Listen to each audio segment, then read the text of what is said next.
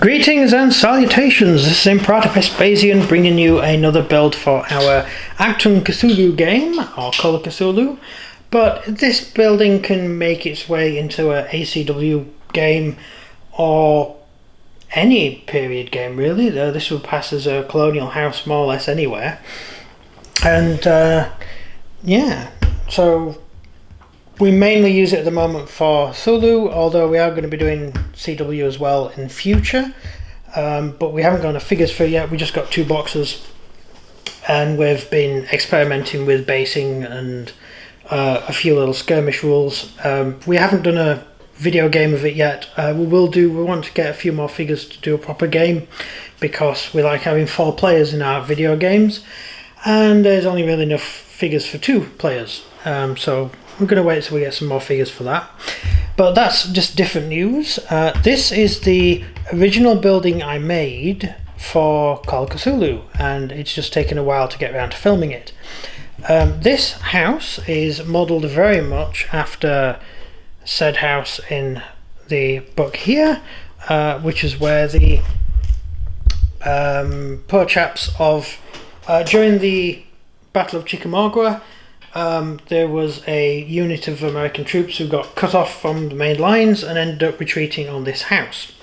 And this house was used as a defensive position during a ghoul attack. I think it was 6,000 missing during the battle, or a lot more dead.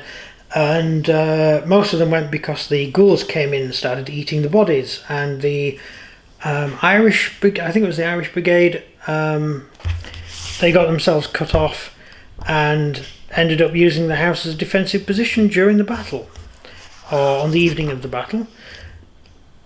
We mainly know what happened because of the diary of one of the officers there. He actually kept a diary of what was going on, although I don't think he actually survived the battle. I'd have to reread the book actually to remember that, because I read it a long time ago. Anyway, that's all besides the point. These are Cthulhu figures from the English period of American settlement, which is when we're playing our game. And here we have the house. So I'll just move these guys out of the way.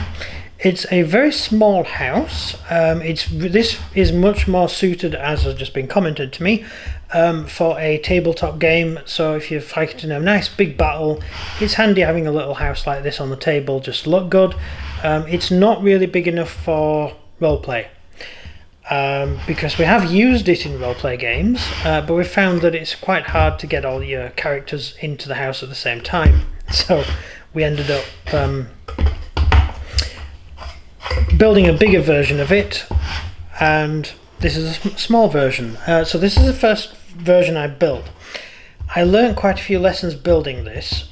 First of all, the roof is a little bit weird. I mentioned this in the video I did on the other house. The roof comes off like so, and it's a sort of odd-shaped roof designed to fit flush. However, the roof is quite unstable. Even though it's nicely secured, it could get damaged quite easily. So we decided, when we built the next version of the house, to do this whole top section here. The whole thing comes off as one section. It's a lot more stable. As you can see, this isn't that stable, and so it's just a lot easier for it. Doing games, you can just pop the whole roof off and it doesn't get damaged. And another thing that's the problem is the other build, which you go and look at that video, this is all flat, and so you can get in to get your figures out quite easily. Whereas this one, you do catch on the edges, because the edges are quite high, and it's not bad, but the larger version is better because it's got this roof, the whole thing comes off, so all of this is flat. That's the only downside to this particular building, and I learnt my lessons from building this, and in the next version I did it so this whole section lifts off. However, I should mention, which I have mentioned in the other video, the reason for this overhang being solid is to prevent these from being damaged. You see these here? These could quite easily come off and get damaged, if the roof is solid and it's all part of one block, these can't get damaged. So it's a lot secure. It's a lot more secure and a lot safer to have in storage.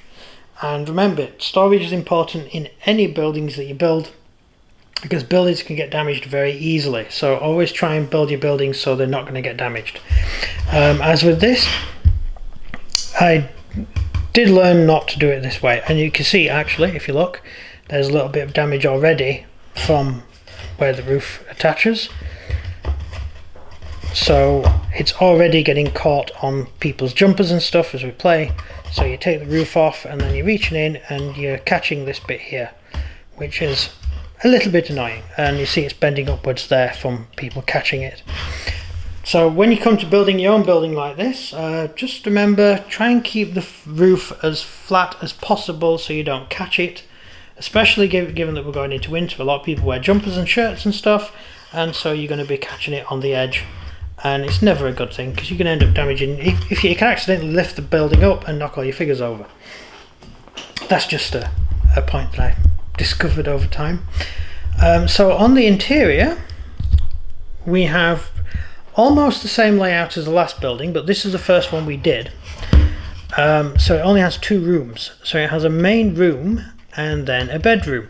Again, we do a lot of role playing. For a game, it's fine. You can just put your figures in here and fight a battle. You sort of put your infantry inside and you say, well, they're occupying the house or whatever. But for role play, it does only give you 2 rooms to play with, and it gives you slightly less options when you're gaming, so you can't lock yourself in one room while zombies are attacking because you've got no other way out. It's handy having 2 rooms. This has the 1 room with 1 bed in it, so you've got a couple staying here and no children. One would assume 1 bed. Some nice little mats. You've got some apples or tomatoes. You've also got a nice book to read, a loaf of bread and some candles, which is quite nice. You got the same here as well.